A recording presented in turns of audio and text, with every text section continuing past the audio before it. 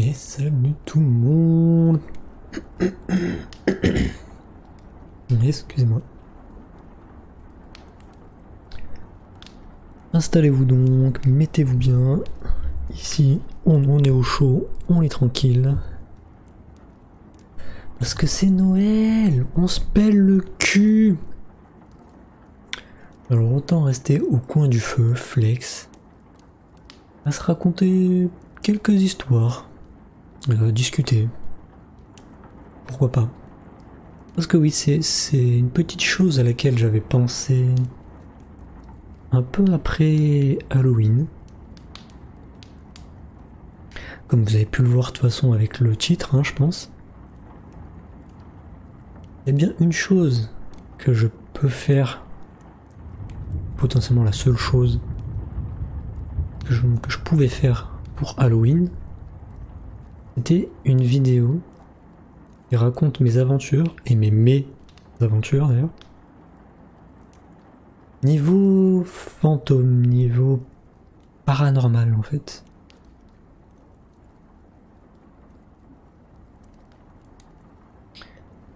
Et du coup je me suis dit bah quand même une vidéo que j'ai envie de faire. Et vu qu'Halloween s'est passé, bah je vais la lâcher pour Noël. Voilà. Parce que j'ai envie. Calme-toi la pluie. Tu calme.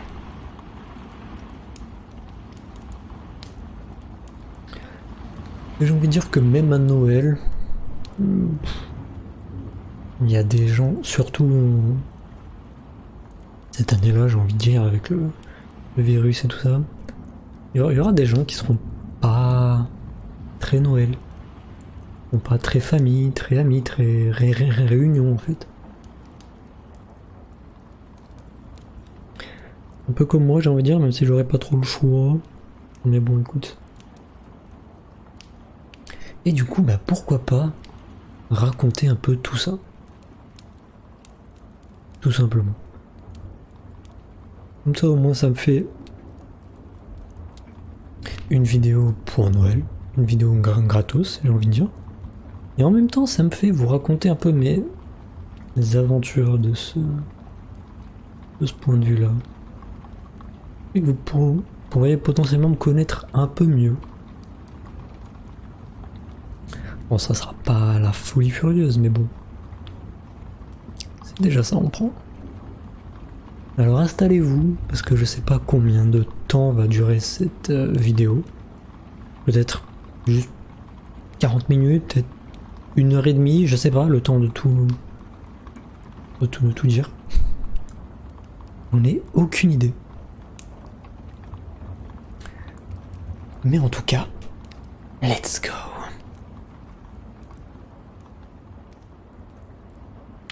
Et avant de se plonger dans les histoires en elles-mêmes, il y a plusieurs points que je vais caler maintenant pour que ce soit bien clair pour tout le monde.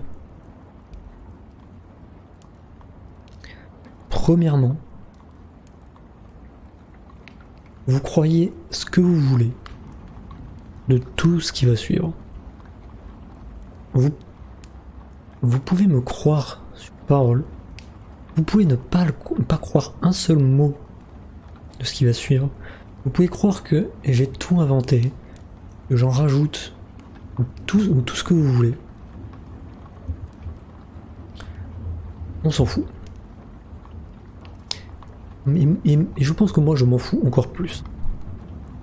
Je vous dis les choses telles qu'elles se sont passées. Je vous dis les choses que j'ai vécues, que j'ai senties. Point barre.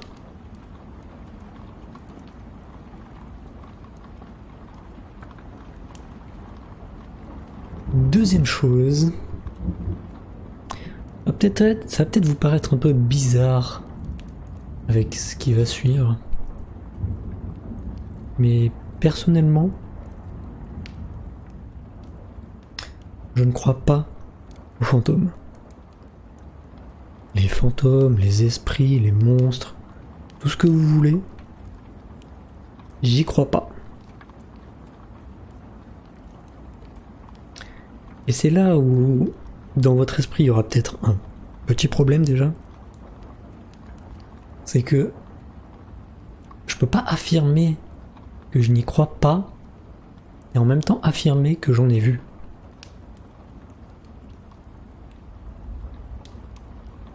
Et pourtant, pour moi, il y a des choses que j'ai vécues, que j'ai vues, que j'ai senties, que c'était ça. C'était comme ça. Il y avait aucune autre explication possible. Il y avait ça. Point barre. Et pourtant, même en affirmant la chose, eh ben, je crois toujours pas aux fantômes. C'est paradoxal et c'est complètement contradictoire, je sais. Il y a conflit complet entre les deux idées, mais c'est le cas. Et merci Guild of Ambiance. On vous remercie. On vous fait de la pub en passant. Ce fond d'écran est wonderful avec la petite ambiance.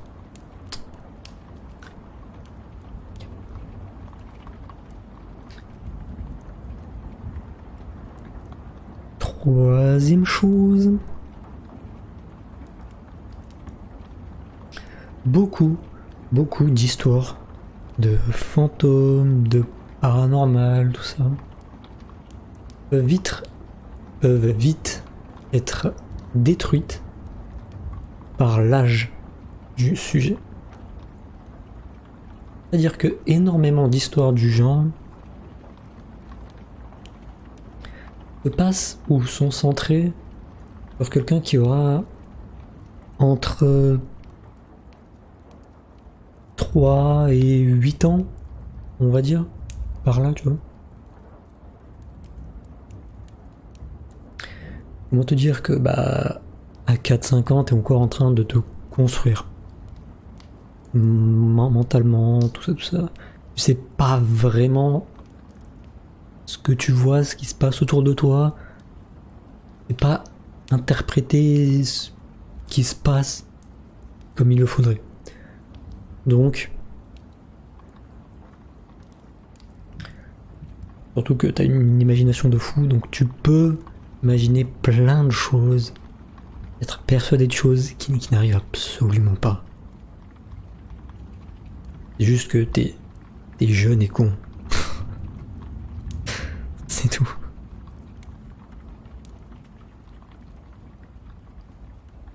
Or là, bah, toutes les histoires que je vais raconter se sont passées quand j'avais vers 18 ou 19 ans. Qui est tard. Qui est très tard. Autant vous dire que j'étais déjà bien construit à cet âge-là. Donc c'est quand même quelque chose dont on peut pas dire que l'innocence de l'âme a pu créer ça.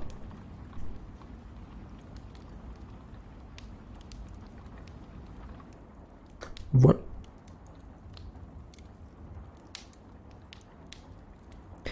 Et le dernier point que je vais souligner, que presque toutes les histoires que je vais vous raconter, sauf la première,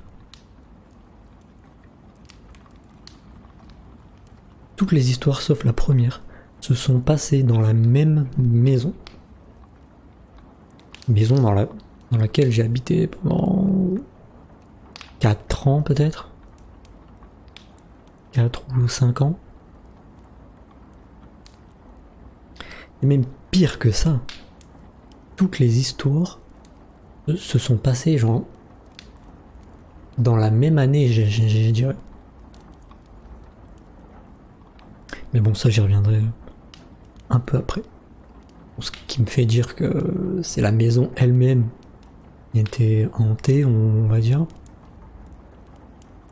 Mais ça, encore une fois, c'est une chose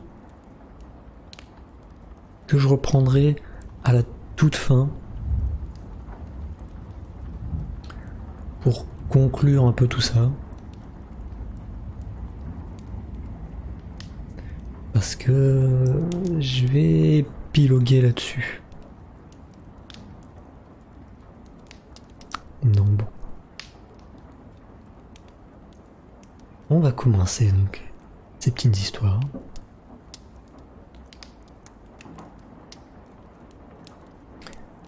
Il y en a au total 8. Plus ou moins longues, plus ou moins bizarres. Je vais tenter de les raconter dans l'ordre du moins chelou au plus troublant et plus marquant, du moins pour ma part. Même si certaines histoires sont énormément plus marquantes en les vivant que en les racontant, ou en les écoutant en l'occurrence. Mais bon, je vais les ranger du moins au plus de mon point de vue.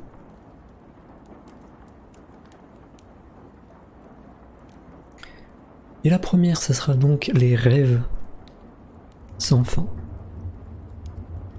Je pense que c'est un truc qui nous est tous plus ou moins arrivé.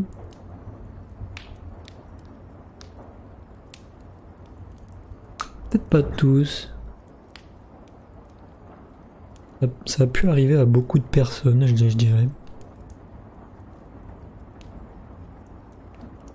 Mais peut-être que beaucoup moins s'en souviennent. Mais bref.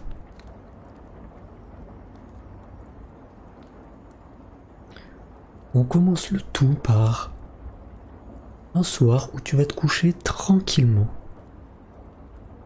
Tout va bien, t'es flex. Tu dors, t'es pépère.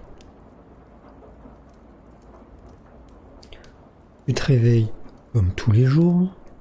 Tu vas prendre ton petit déj comme tous les jours. Tu fais ta vie, patati patata. Tu vas en cours, au taf, ce que tu veux.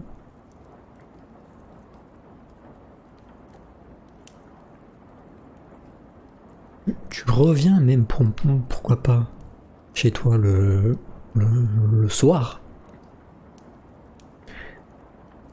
Et à un moment donné, tu ouvres les yeux. Tu te réveilles en fait. Bon là t'es en mode merde, ok bah c'était un rêve. Je vois pas ce qu'il y a de bizarre. Donc du coup bah tu te lèves, tu vas prendre ton petit déj, et ta vie, tu vas en cours, au taf.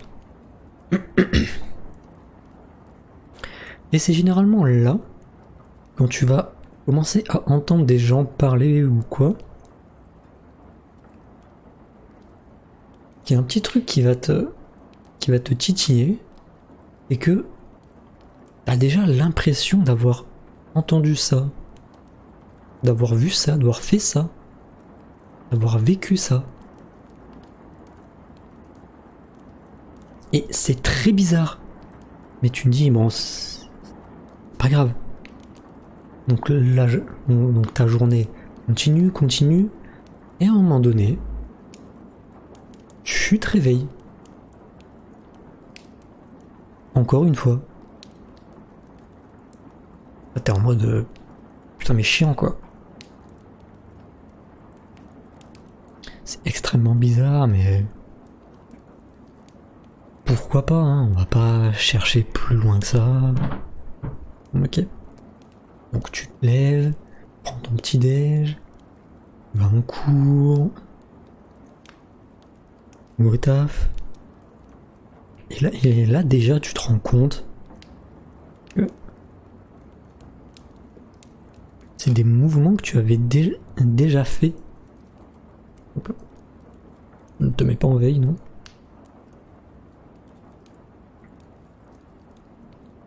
Et des mouvements que tu connais. Tout ce que tu vois, tout ce que t'entends, tout ce que tu traverses, tu le connais en fait. C'est exactement le rêve que t'as fait. Tellement que quand tu vas vers quelqu'un, ou que quelqu'un vient vers toi, tu sais exactement ce qui va se passer, qu'on va te dire, ou même ce que tu vas répondre. Tu le vois et effectivement, ça arrive. Donc ça commence à être très, très troublant. Donc tu sais que c'est un rêve à ce moment-là, il n'y a pas vraiment de doute. Et effectivement, au bout d'un moment, tu te réveilles. Encore. T'es quand même un peu en sueur, quoi.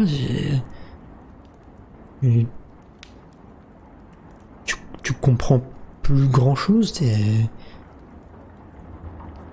en mode c'est vraiment chiant, c'est vraiment relou. Mais tu fais quand même ta vie. Et tu l'as fait exactement de la même façon dont tu l'as vécu dans ces 2, 3, 4 rêves. Tout se passe exactement pareil. Pendant toute la journée.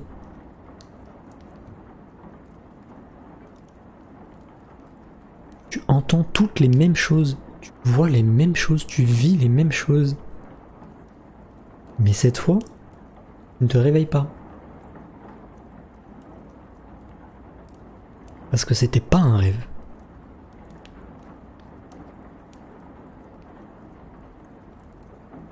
Tu viens juste de vivre la journée que tu as vue 3-4 fois dans tes rêves, la nuit même. De la même façon dont tu l'as rêvé. C'est extrêmement troublant.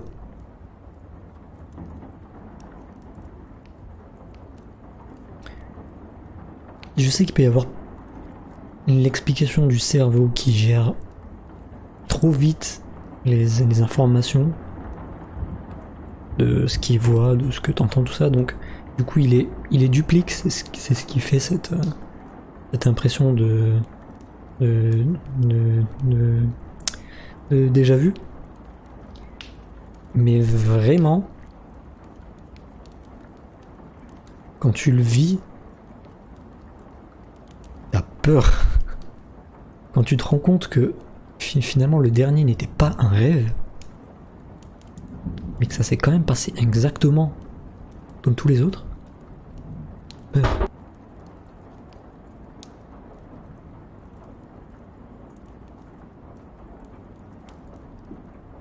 On va éclater ma porte.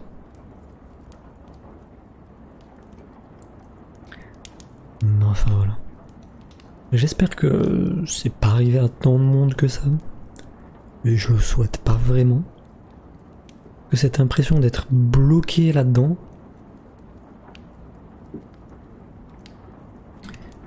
Et comme je l'ai dit, pire que ça, que le moment où t'es plus bloqué dedans, ça soit quand même la chose qu'il y a eu quand t'étais bloqué.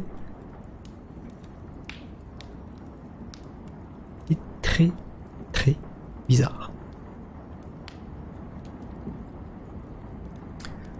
Ça c'était pour l'histoire qui ne s'est pas passée dans la maison en question. Maintenant on va rentrer dans cette baraque. Et dans les histoires qui vont s'enchaîner très vite à l'intérieur.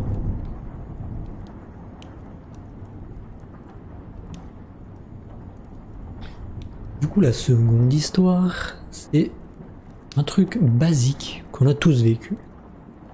Là pour le coup, on prend pas de risque. On prend aucun risque. Le fait de se sentir observé. On a tous déjà vécu ça, ou on le sent des fois, tous. Et ben personnellement, dans cette maison, il y avait à l'étage du coup 2 pièces collées, qui étaient ma chambre et le salon. Salon dans lequel je passais le plus clair de mon temps vu qu'il y avait mon PC, une téloche, etc.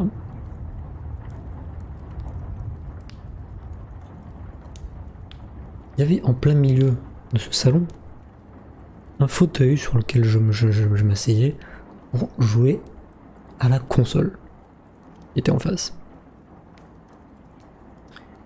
Et de temps en temps, chose assez rare, mais on va dire peut-être 2 fois par mois, pendant que j'étais sur ce fauteuil, je pouvais sentir quelqu'un. Je pouvais sentir quelqu'un qui était assis sur le canapé, donc derrière ce fauteuil, collé contre le mur. Je pouvais sentir qu'il y avait quelqu'un assis sur le canapé et qui me regardait.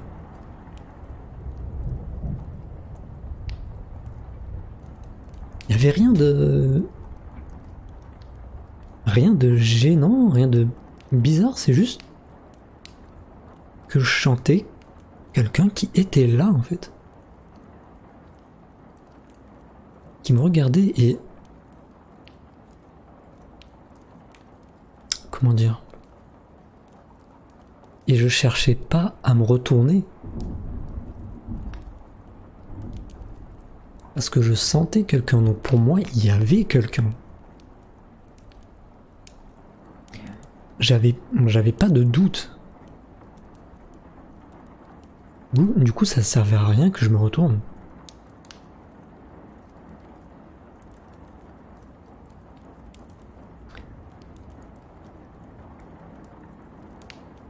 Bon voilà, c'est une sensation un peu étrange, mais bon écoute.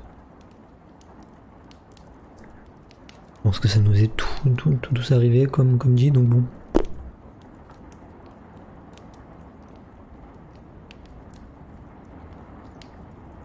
On passe à la 3e histoire. On retourne donc dans ce salon où j'étais sur le PC à l'étage, tranquillement. C'était en pleine nuit puisque bah, bon, j'ai toujours été quelqu'un qui vivait pas mal la nuit, on va dire. Surtout à l'époque, hein, c'était même violent. Mais bon. Et en pleine nuit, je commence à avoir un petit creux. Tout le monde dans la maison est déjà couché. Hein. Donc j'ouvre doucement la porte du salon qui mène sur un petit couloir dans lequel il y a les escaliers. J'arrive en haut de ces escaliers, je mets ma main sur l'interrupteur de la lumière, tout simplement. J'allume et là je reste figé quelques secondes avec les bras le long du corps parce que je vois quelqu'un, encore une fois, debout en plein milieu des escaliers. Alors, je vois vraiment quelqu'un en contrebas, quelqu'un genre peut-être 10 marches plus bas, tu vois, qui était là, qui me faisait face, et c'était en jugé par sa carrure, on va dire une fille plus jeune que moi, donc elle devait avoir 15 ans, par là, peut-être 14. Des cheveux qui descendaient un peu plus bas que ses épaules, qui étaient châtains et un peu ondulés. Elle devait faire dans les 1m45, 50 à peu près. Après, vu qu'elle était en contrebas, j'avoue que c'est un peu plus compliqué de juger la taille. Mais voilà, elle était là, elle était tournée vers moi. Je pouvais pas voir ses yeux avec la grande frange qu'il y avait devant. Mais tout son corps était tourné vers moi. Et j'ai pas réagi en fait. J'avais pas peur, rien, j'ai pas paniqué, j'ai eu juste aucune réaction. Je restais droit comme ça et je la regardais. Et au bout de quelques secondes, elle a disparu. Sans trace, sans rien. Donc j'ai continué ma vie, j'ai descendu les escaliers, je suis allé me chercher un truc. Dans le plus grand de tous les calmes. C'est un peu bizarre, mais bon.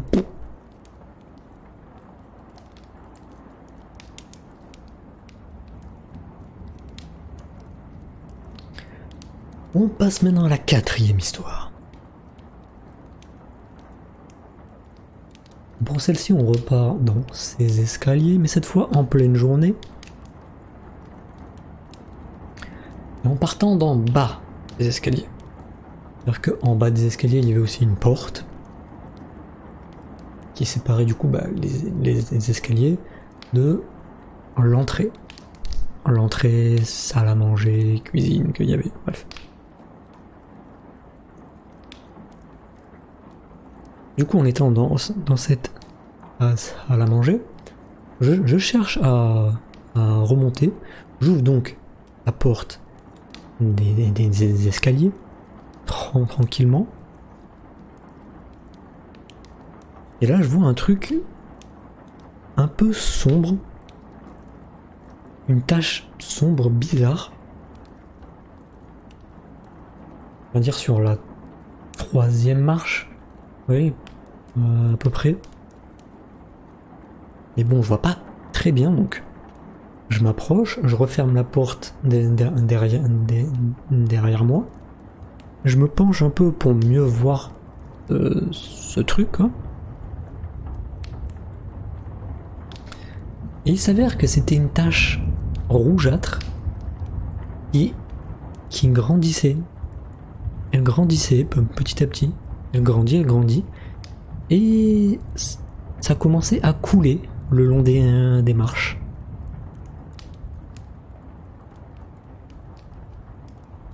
Avant de disparaître aussi complètement. Comme absorbé par les marches.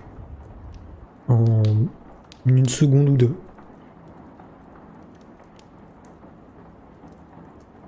Et qu'il n'y en ait plus aucune trace.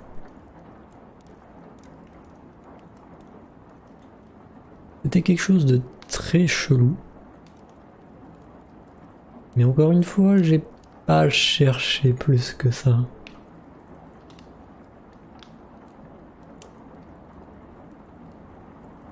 J'étais toujours en mode bon. Donc je cherche pas d'explication. Je dis juste qu'il s'est passé un truc chelou. Il se passera plus rien, je vais être tranquille.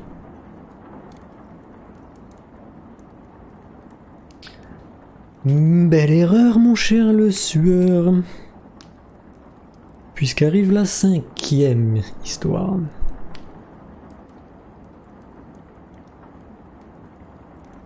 Et alors là, il va y avoir 2 histoires qui vont pas suivre, mais qui vont se passer quasiment de la même façon. Et en pleine nuit, encore une fois, alors que j'étais sur le PC, aussi me vient, l'envie de pisser. normal, hein, ah bon, tout va bien. Donc j'ouvre encore une fois la porte du salon. J'arrive dans ce couloir, je n'allume pas la lumière histoire de pas réveiller quelqu'un, sachant que au bout de ce couloir il y avait la porte vitrée de la chambre de ma mère. Donc forcément si j'allume la lumière, bah ça va se voir. Donc je ne l'allume pas. Et comme toujours, bon, je veux aller pisser comme ça la nuit, lumière éteinte. Je tapote un peu le mur avec ma main droite pour trouver un peu la porte des chiottes. Même si en soi, je sais où elle est, bon, faut quand même être sûr. Donc voilà, je tapote. Et là ma main, paf, touche la porte. Ok. Sachant que cette porte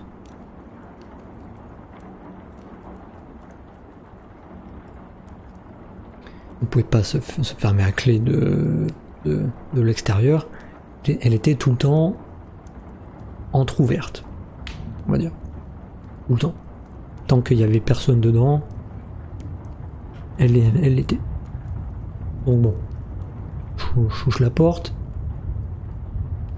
Je suis donc devant cette porte. Et je pousse un peu la porte. Je finis par faire un pas pour rentrer dans les toilettes. Quand je me rends compte d'un petit souci. Et un petit souci quand même de taille.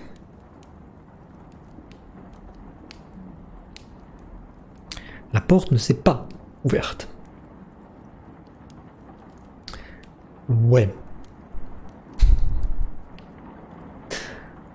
Donc bon, c'est quand même un peu relou. Je tente de pousser la porte avec mes deux mains. Mais elle ne bouge pas.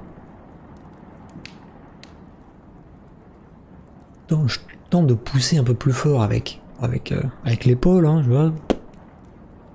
Mais rien à faire. Elle bouge pas. Et je vois pas de lumière sous la porte. Donc ça veut dire qu'il y a personne dedans. Je me dis bon, la maison est quand même très vieille. Ouais, il se peut que la porte soit un peu bloquée. En plus, on a refait les peintures, donc bon, peut-être qu'elle est un peu collée, quoi. Normal. Donc, tout en poussant, je mets même des petits coups de pied, tu vois, en bas de la porte, pour tenter de la décoincer. Mais elle ne bouge pas. Toi, tu arrêtes de te mettre en veille, je vais te taper.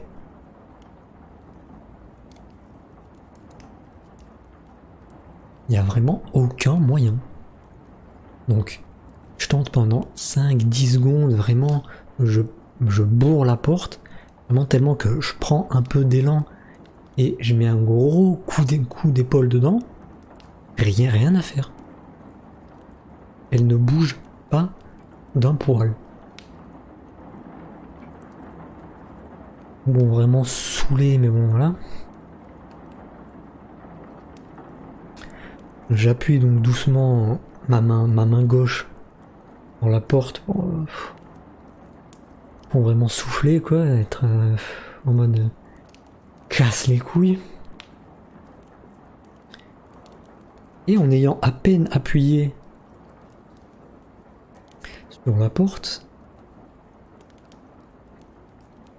je la sens qui s'ouvre lentement, tout doucement.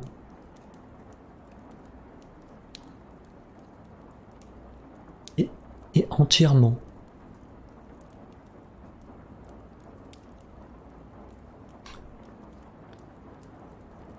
C'est très bizarre, oui. Mais je suis pas allé chercher plus loin que ça. Dis ouais. C'est une porte, hein. Peinture, maison vieille, tout ça, tout ça. Ok, soit. Donc je rentre et je fais ma petite affaire. Tout va bien. Si on peut le dire ça comme ça.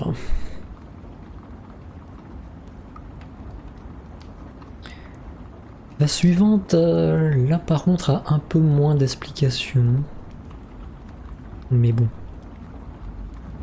Faut savoir qu'à l'époque, je vivais avec donc ma mère et une de mes grandes sœurs.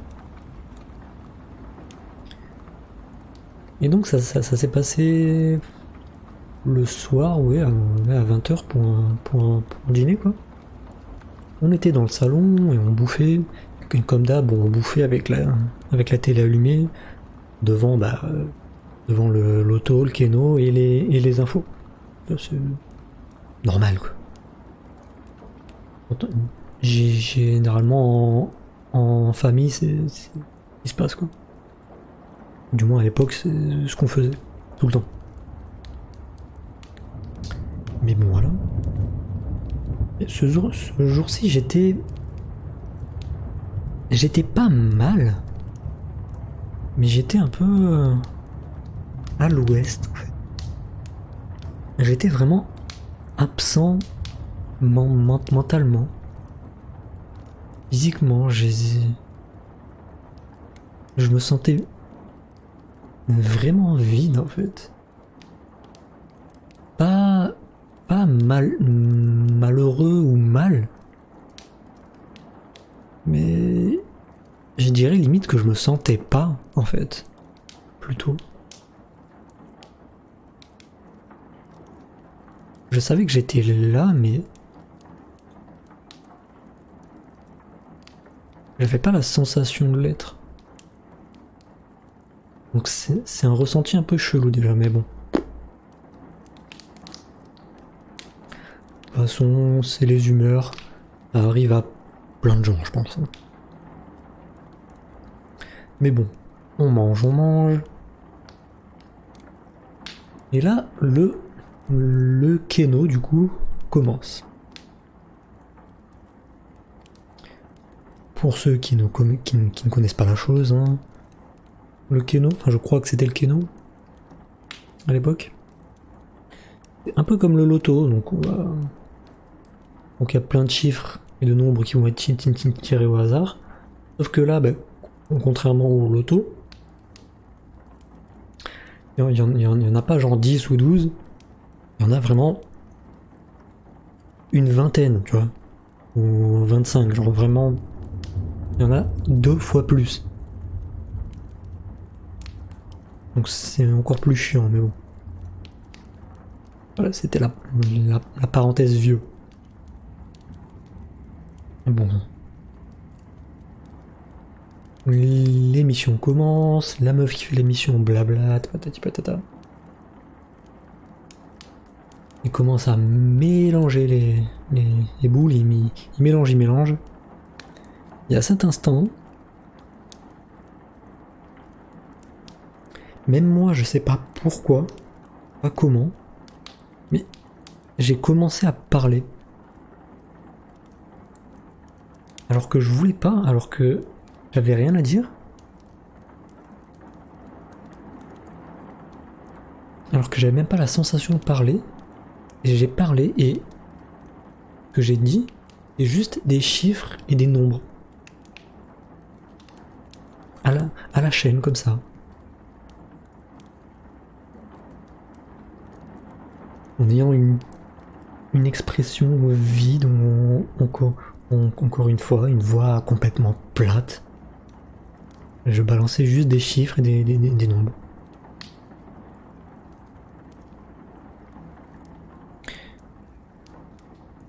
Et je me suis arrêté. Non, bon. C'était juste ça.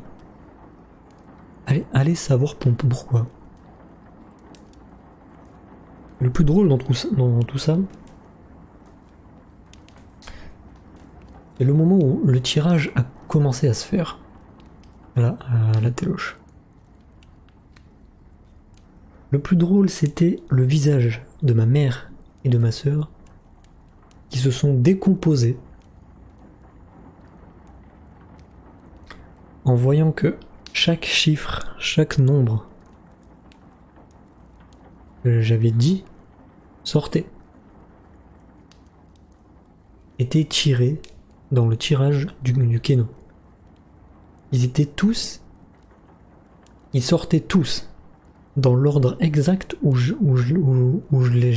les avais dit. Et pour les plus malins, non. Et ces émissions-là, il n'y a pas de rediff. Hein, non. Ça passe une fois et c'est tout. Vraiment, tout est sorti dans l'ordre où je les avais dit.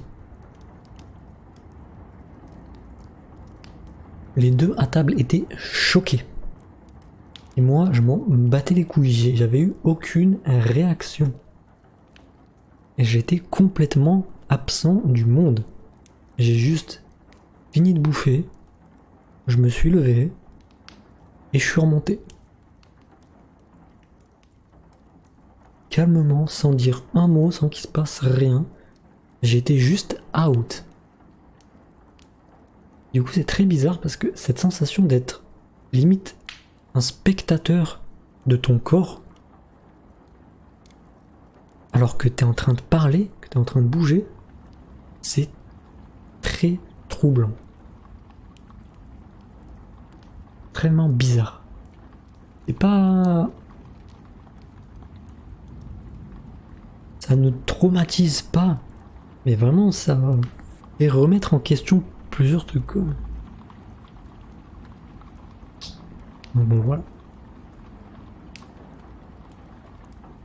Et du coup, le fun fact de cette histoire, le lendemain, alors que j'étais tranquille sur le PC, hein, le lendemain après-midi, ma mère est venue me voir. Elle a posé un papier, un stylo devant moi. Et elle m'a dit, tiens, écris les numéros. Écris les numéros. Donc c'est pour dire que vraiment je l'avais pas rêvé ça. C'était vraiment arrivé. Et du coup, j'ai éclaté de rire.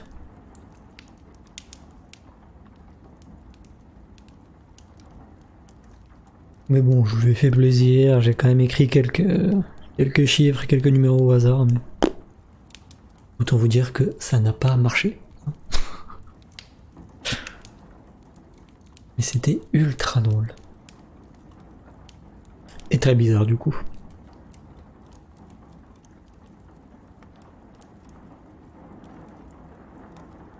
Histoire suivante et l'avant-dernière du coup.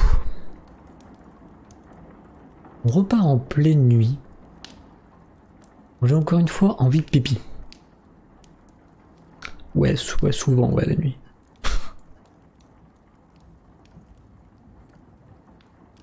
Jamais quand je dors, hein, je me réveillerai jamais pour aller au shot.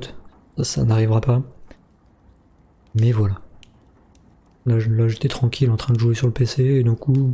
Oh, j'ai envie de pisser donc. Encore une fois, je me lève. J'ouvre la porte du salon, je vais dans ce couloir, on va allumer la lumière. Je tâtonne le mur avec ma main droite pour trouver la porte des chiottes dans ce couloir.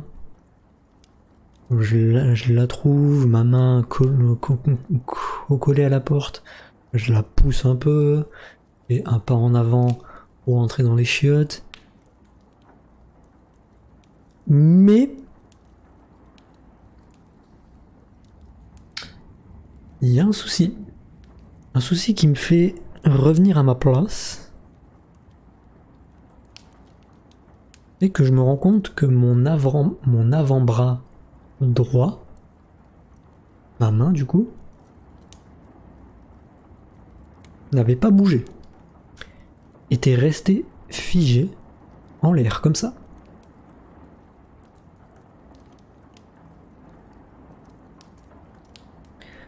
Là où mon bras droit pouvait bouger, à partir de mon coude, tout était figé. Ça ne bougeait plus.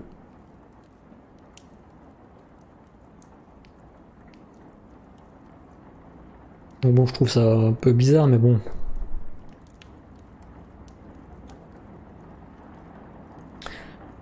Des parties de notre corps qui ne réagissent pas, ça arrive. Ça arrive, je veux dire. C'est pas trop étonnant non plus. Bon, j'essaie quand même de bouger mon avant-bras droit. Ça veut pas.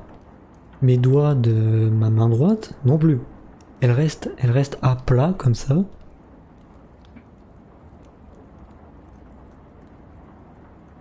Comme contre la porte. Bon, c'est bizarre certes, mais bon. J'essaie du coup d'attraper avec ma main gauche mon avant-bras droit et de le tirer quoi. Je le tire, mais ça bouge pas. Ça ne bouge pas du tout. Rien à faire. Pendant genre 5-10 secondes. Donc je tire dessus, il n'y a rien qui se passe. Mon avant-bras droit est paralysé. Il tient en l'air comme ça et il ne veut pas bouger. Chose à rajouter assez étrange. Je commençais au fur et à mesure à me rendre compte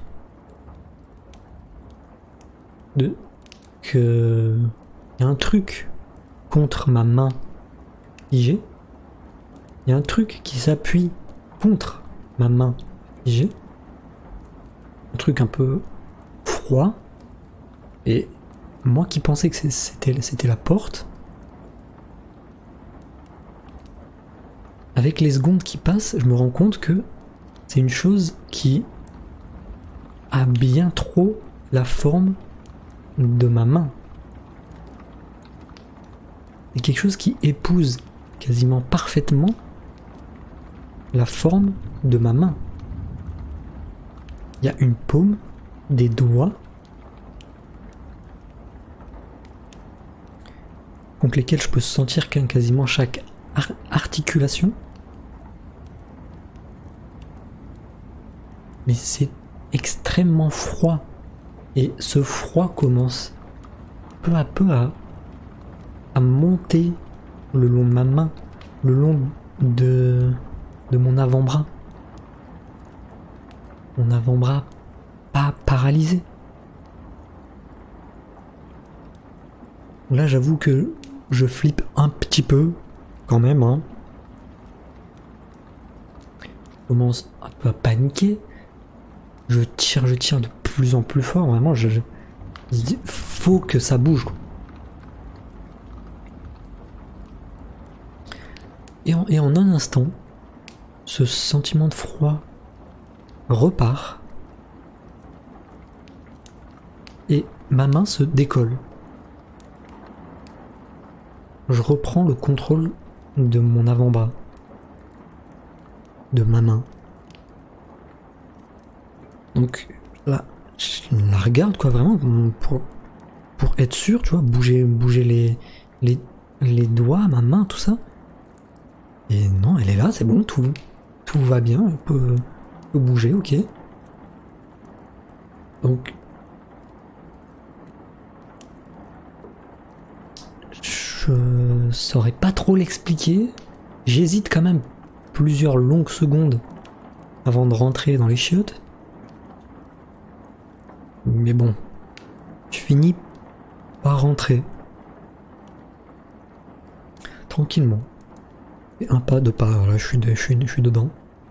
Et je referme la porte. Je referme la porte.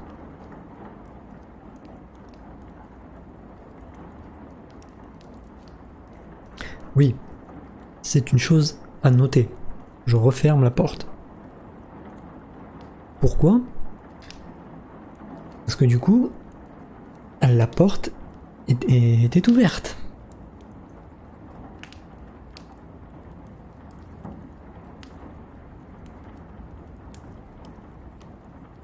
Tu vois le problème ou pas? Si la porte était ouverte, qu'est-ce que je sentais contre ma main paralysée? Ma main, elle s'appuyait sur quoi? C'est quoi que je chantais contre ma main? Si c'était pas le bois froid de la porte.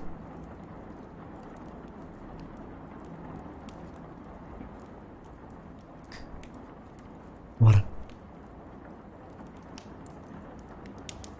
C'était déjà très chelou.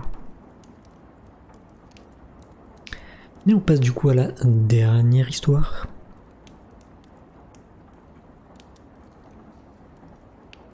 Celle qui a été pour moi la plus forte, la plus marquante.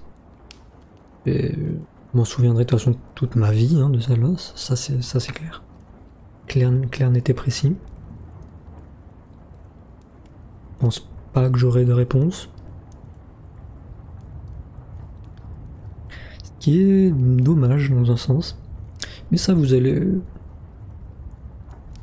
Je vais vous expliquer pourquoi un peu plus tard.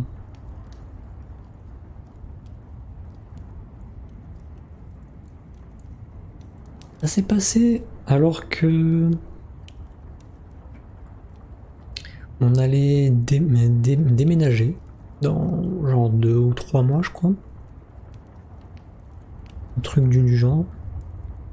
Plus 3 mois je dirais, ouais. Ma mère avait déjà commencé à faire quelques cartons. Là, on s'en fout. Moi, naturellement, je faisais ma vie tranquillou. Je vais dans la salle de bain pour prendre une douche. Naturellement, une tranquille, on ma douche. Douche chaude, évidemment, parce que vous qui vous douchez à l'eau froide, mourrez, tout simplement.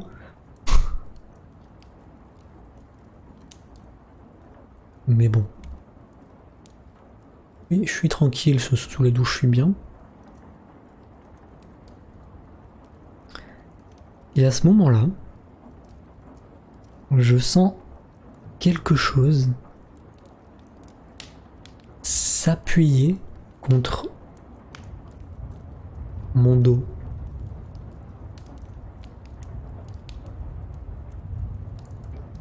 La logique voudrait que ça soit le rideau, tu vois. Le rideau de douche. Mais là, c'était... Mais là, un, c'était pas possible. Et deux, c'était quelque chose de beaucoup trop lourd. Beaucoup trop solide, beaucoup trop physique.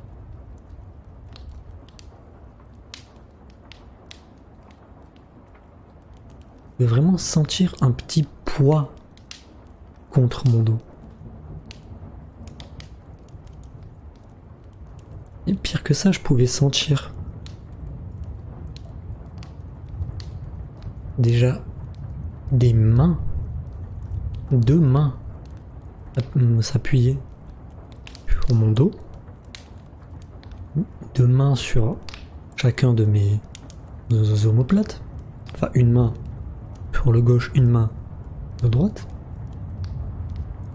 2 avant-bras le long de mon dos et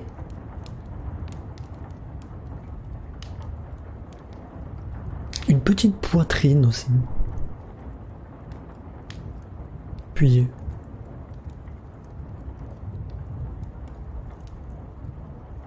très bizarre, mais bon. À ce moment-là, j'étais vraiment, j'ai envie de dire paralysé, mais même pas. Comme la fois où j'avais vu une forme dans les escaliers, j'ai juste baissé les bras. J'ai juste arrêté de penser. Je me suis vidé. Mentalement, hein. Attention.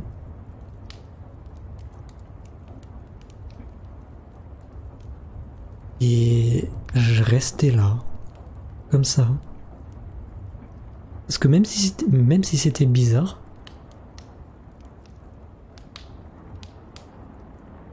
il y avait... Je sentais pas que c'était dangereux. Donc j'avais pas vraiment de raison d'être en panique ou quoi. Alors j'ai juste laissé le truc faire.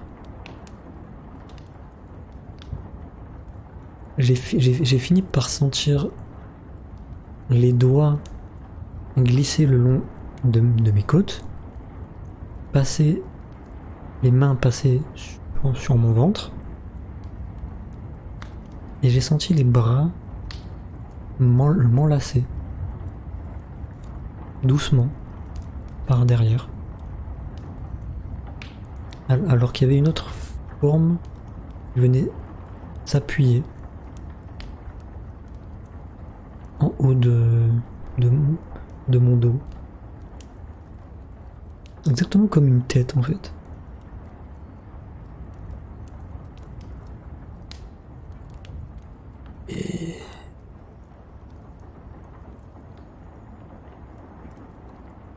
Et ben là...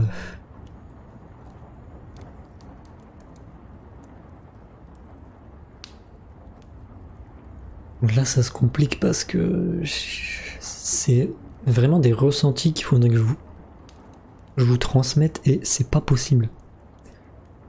Avec des mots je peux pas retranscrire ça en fait.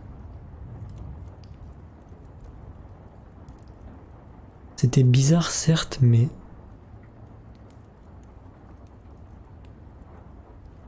j'étais juste heureux en fait. Heureux et ultra triste à la fois. Pour moi qui n'avait déjà jamais eu de preuve d'amour ou d'affection, jamais de câlin, d'étreinte, appelez ça comme vous voulez, et ben déjà c'était pas possible que je puisse inventer la sensation pareille d'être pris dans les bras de quelqu'un. Et pourtant je le sentais. Je sentais vraiment que quelqu'un me serrait dans ses bras. Et ça avait rien de méchant. Ça avait rien de violent.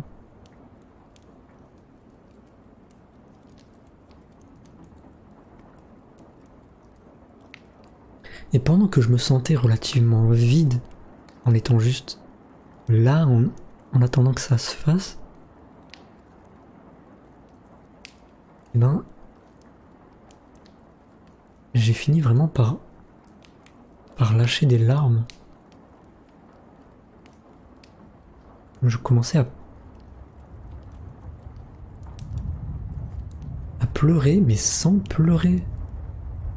C'est-à-dire que quand vous pleurez, vous sentez, vous voyez, vous avez vraiment le visage qui se décompose, vous avez les muscles qui bossent. Mais là, rien, là c'était juste des larmes qui coulaient. Donc c'est même pas que je pleurais, c'était Vraiment comme si les sentiments de quelqu'un voulaient en moi qui... J'étais ultra triste de recevoir ce câlin et je sais pas pourquoi.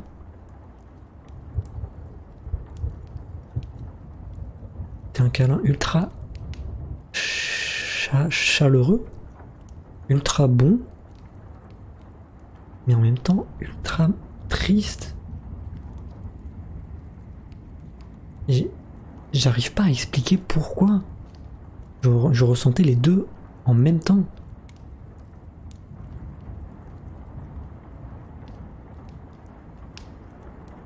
J'étais juste là, debout, à profiter de ça.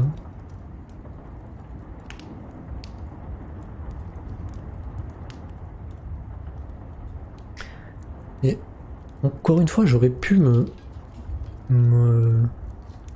retourner pour voir, pour vérifier. Il y avait bien un truc. Mais je savais que ça servait à rien.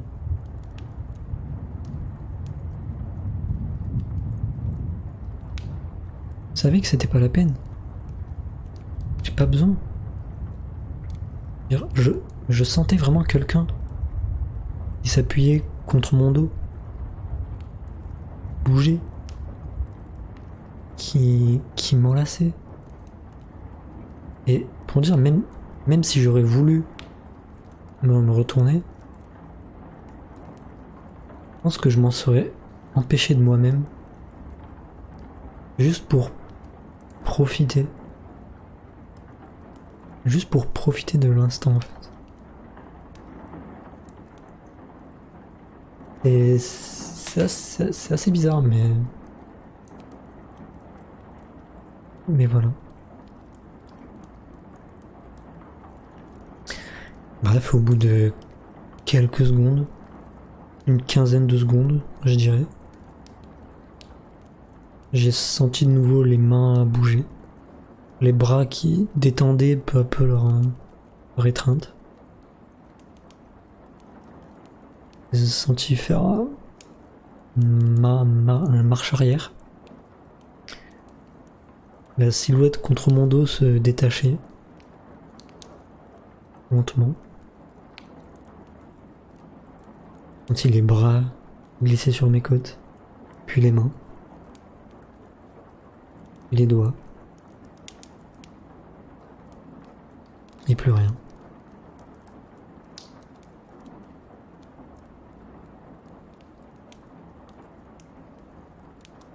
Quelque chose d'extrêmement troublant.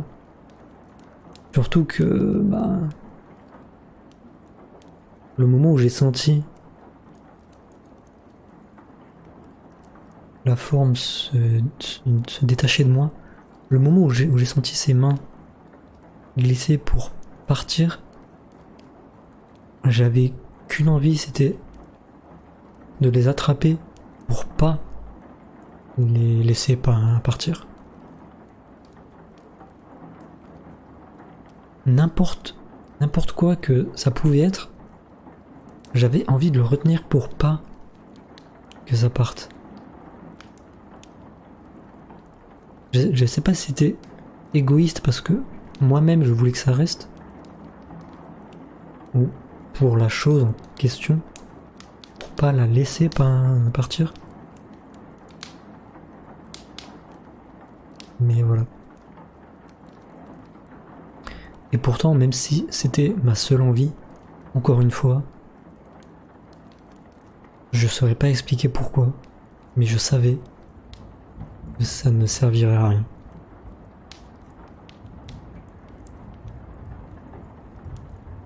Voilà.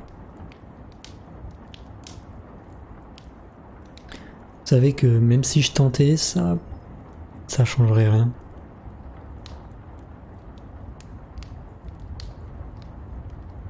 Donc j'étais juste là, debout, seul, sous ma douche, avec l'eau qui me coulait dessus.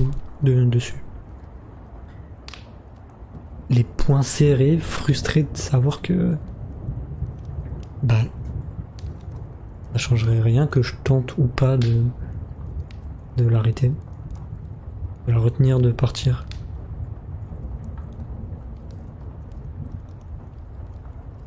J'étais juste là en larmes, sans avoir vraiment envie de pleurer.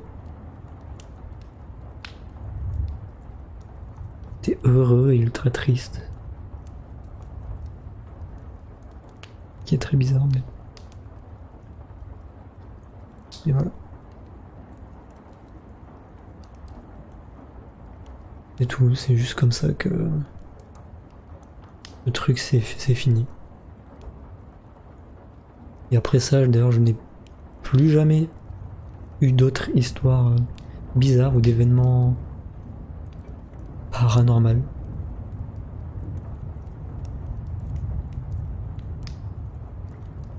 Même jusqu'à aujourd'hui, alors que ça fait 10 ans.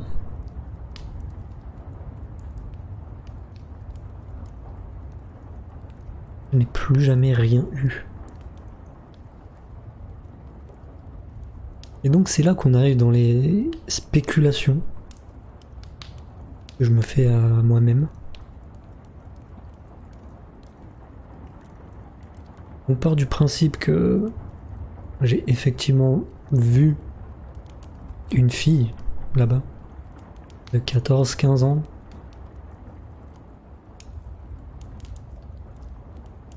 On part du principe qu'il y avait vraiment un truc. Mais vraiment une fille fantôme. Eh ben... la plupart de ces histoires deviennent... se relient en fait. Ouais. Elles se relient et il n'y avait absolument rien de méchant à chaque fois. Parce que je veux dire, je suis désolé, mais admettons que tu meurs. Bon, ok, c'est pas joyeux. Je veux dire, admettons que tu meurs, transforme en fantôme, tu sois coincé dans une baraque. Tu peux rien faire de ta non-vie. Juste, tu attends, tu te balades dans la baraque et c'est chiant. Mais imagine qu'un jour, quelqu'un arrive dans cette maison, c'est quelqu'un qui sent ta présence, qui remarque ta présence, qui peut limite te voir. Parce qu'il faut savoir que oui, régulièrement d'ailleurs, dans cette baraque, quand je chantais cette fameuse sensation d'être observé de la seconde histoire, ça m'arrivait souvent de tenter de lui parler.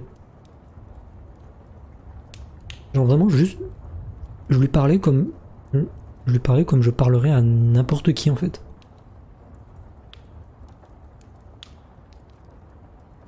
Bon, évidemment de moi-même, hein, je m'imaginais des réponses, et du coup bah, je continuais un peu la conversation quoi avec. Ouais, c'est un peu chelou, hein, on peut dire que je suis un peu un schizo dans un sens, mais bon. Mais bon voilà, vu que j'avais pas peur, bah, je me suis dit autant que je discute avec quoi. Mais bon. On m'a jamais répondu, et évidemment, hein, mais bon. Mais je continuais quand même de lui parler de temps en temps. Donc je me dis, bah imagine, t'es un fantôme, et il y a quelqu'un comme ça qui essaie de parler avec toi, normal. Comme il le ferait avec n'importe qui. Quelqu'un qui sent ta présence. Pas t'es content de fou. Tu dis enfin il y a quelqu'un qui me voit, qui sait que je suis là. Enfin il y a quelqu'un avec qui je peux interagir quoi. C'est ouf. enfin je suis plus seul en fait. C'est ça que tu te dis donc. Et du coup, c'est ce qui me fait relier chacun de ces événements.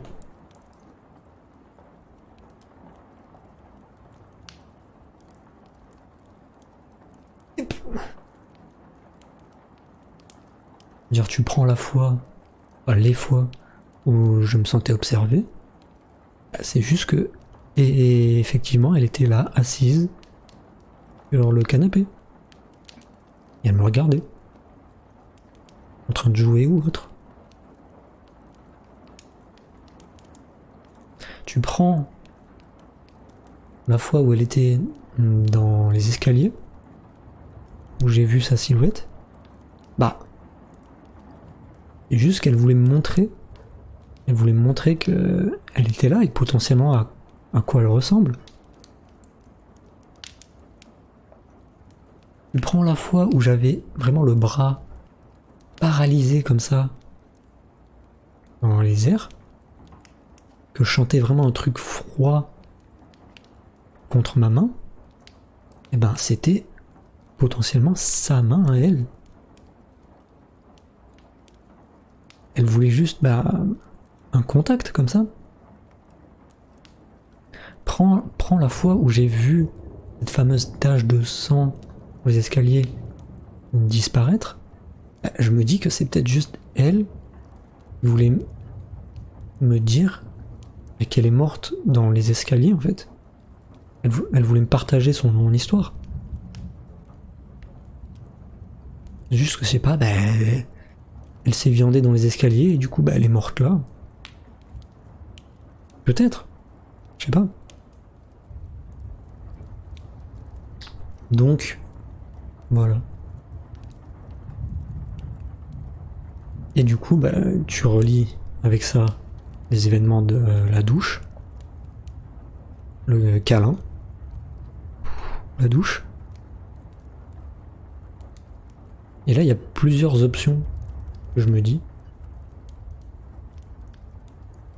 Parce que imagine que t'es là, t'es un fantôme, quelqu'un te voit enfin, quelqu'un avec qui tu peux interagir, et t'apprends que cette personne va partir. Alors que toi t'es bloqué dans cette baraque. Ça te fait chier.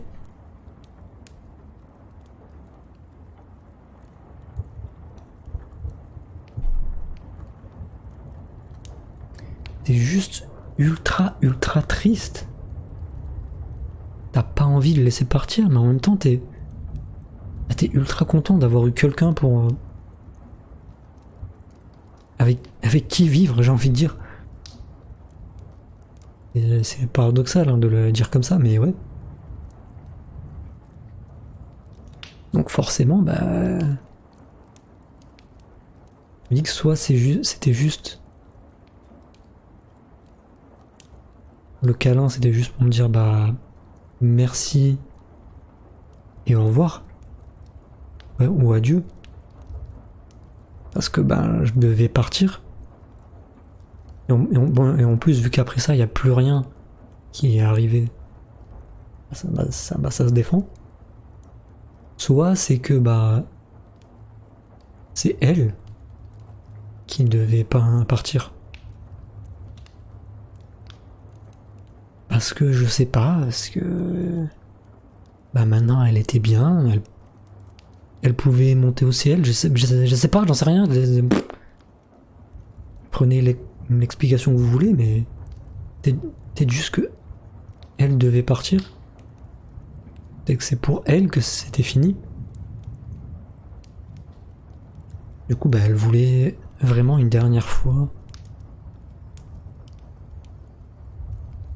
me voir, me faire sentir tout ça. Me transmettre qu'elle a été heureuse de ce temps-là, qu'en même temps elle est ultra triste, qui expliquerait ces deux émotions qui m'ont vraiment submergé et envahi pendant le câlin, quoi.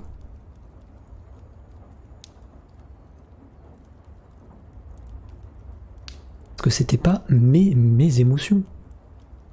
Non, je me serais pas mis à pleurer comme ça sans raison, sans le vouloir. Sans le savoir en fait même. Donc je me dis que bah ouais, elle devait y aller et du coup bah, elle est passée me dire adieu.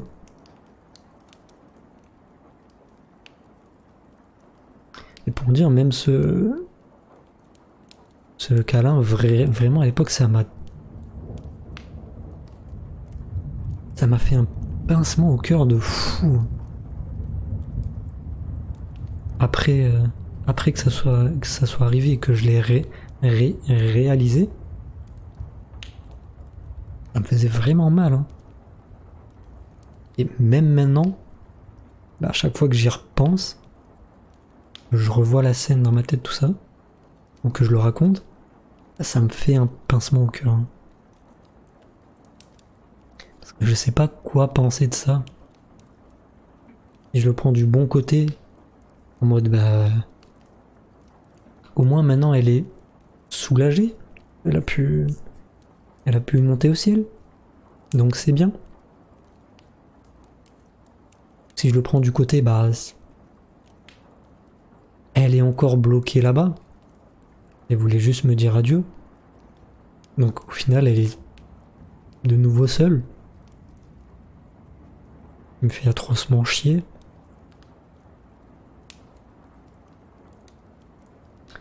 Voilà, c'est un dilemme qui me partage, mais bon. Quand je me dis, tant pis. Et c'est arrivé, c'est arrivé. Que ce soit en bien, que ce soit en mauvais, j'aurai sûrement jamais la réponse. Donc tant pis. Tout ce que je peux espérer, c'est que ce soit bon pour elle. Voilà.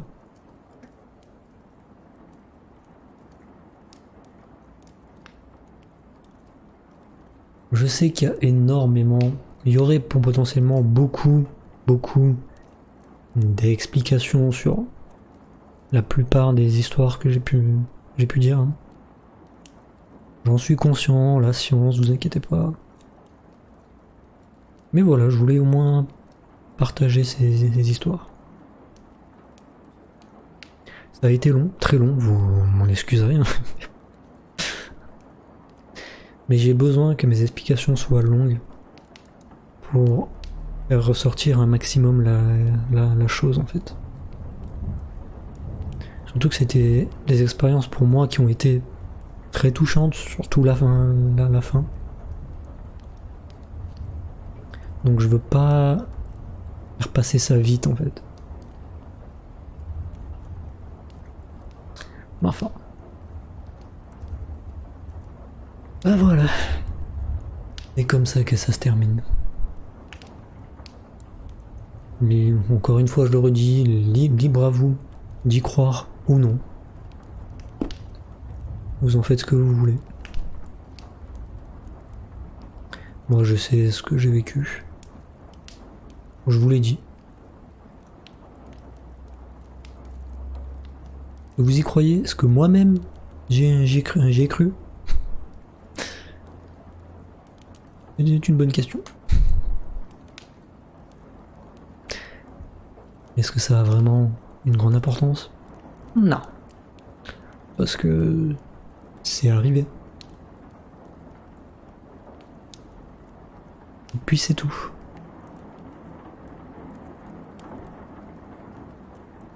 Bref.